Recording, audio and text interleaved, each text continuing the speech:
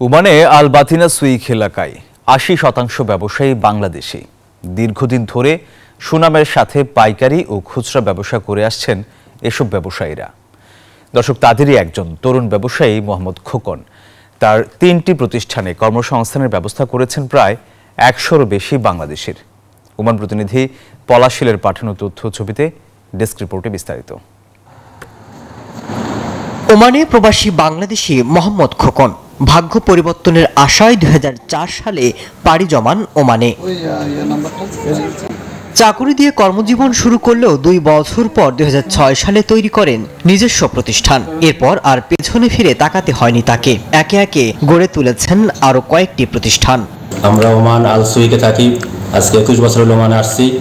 প্রথম থেকে এই পর্যন্ত আলহামদুলিল্লাহ টেলারিং জগতে আছে, টেলার মার্কেটে আমরা আছি। আর ৩টি প্রতিষ্ঠানে কর্মসংস্থানের ব্যবস্থা করেছেন প্রায় শতাধিক বাংলাদেশের। আমি এখানে ১৪ বছর ধরে কাজ করতেছি।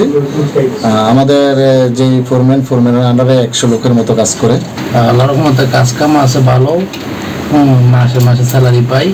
ব্যবসার পাশাপাশি বেশ কয়েকটি সামাজিক সংগঠনের সাথে জড়িত থেকে প্রবাসীদের পাশে দাঁড়িয়ে দেশ এবং রেমিটেন্স খাতে রাখছেন বিশেষ অবদান।